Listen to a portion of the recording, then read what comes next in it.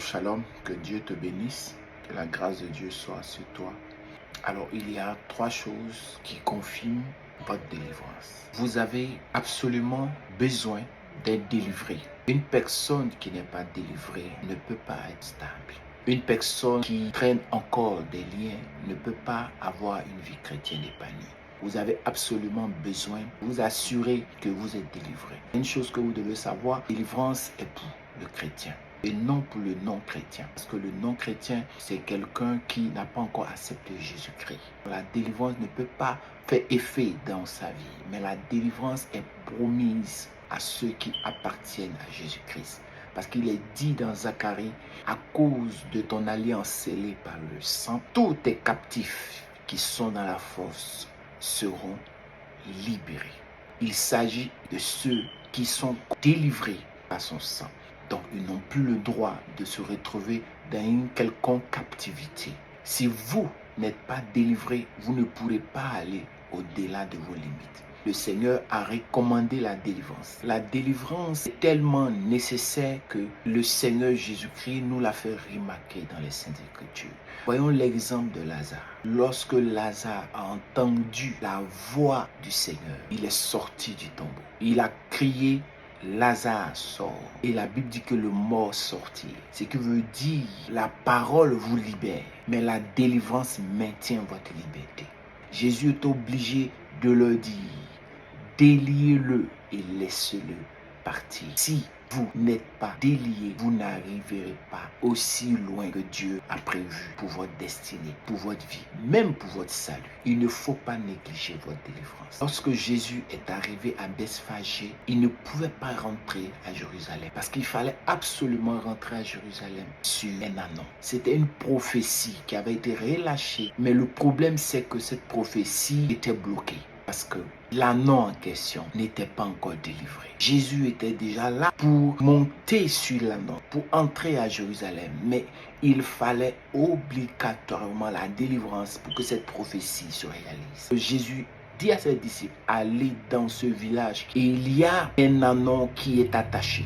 Déliez-le. Si quelqu'un vous demande, dites-lui que le maire en a besoin. Il a été détaché, ce qui a permis au Seigneur de rentrer à Jérusalem. Quelle que soit la prophétie qui a été dite sur votre vie, elle aura du mal à se réaliser si vous ne passez par la délivrance. Si vous négligez votre délivrance, vous négligez l'accomplissement de votre prophétie. Si vous voulez vous assurer que vous êtes totalement délivré, il y a trois choses qui vont confirmer votre délivrance. La première des choses, la délivrance des liens démoniaques. Il y a des gens qui transportent des démons, qui collaborent avec des démons, qui cohabitent avec des démons. Tant qu'il y a des démons qui cohabitent avec vous, qui collaborent avec vous, vous ne connaîtrez jamais la paix, la joie, la vie que procure la délivrance. Je vais le dire autrement. Tant qu'il y a des démons qui cohabitent avec vous, vous ne connaîtrez jamais l'épanouissement qui est caché dans la grâce de connaître Jésus-Christ.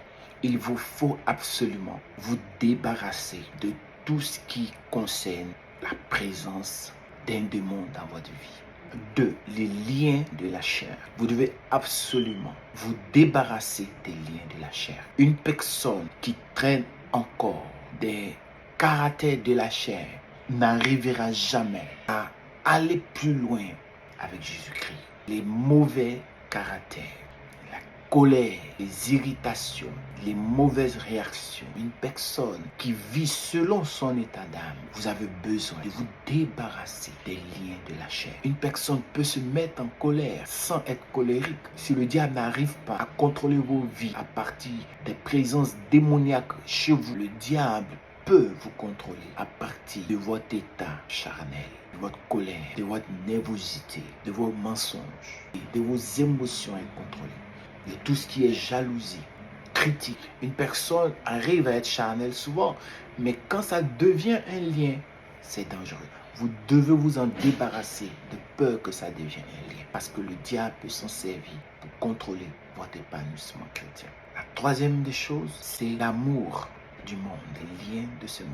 Il y a des personnes qui ont donné leur vie à Jésus et qui ont du mal à se débarrasser des choses du monde dans lesquelles ils étaient. Ces choses-là sont encore dans le cœur. Il faut que vous vous en débarrassiez. Étant chrétien, tu es encore attiré par les boîtes de nuit. Tu as encore des attirances pour la boisson, les musiques païennes, les musiques qui ne glorifient pas le nom de Jésus-Christ. Tu dois te défaire de ces choses. Tu es chrétien, mais encore attiré par des mauvaises compagnies, des amis qui ne se retrouvent que pour dire ou faire n'importe quoi qui ne va pas avec ta nouvelle vie. Ça, ce sont les liens du monde. Il faut que tu t'en débarrasses. Faille rechercher sa délivrance dans tous ces aspects. Que Dieu te bénisse et je te souhaite un excellent mois.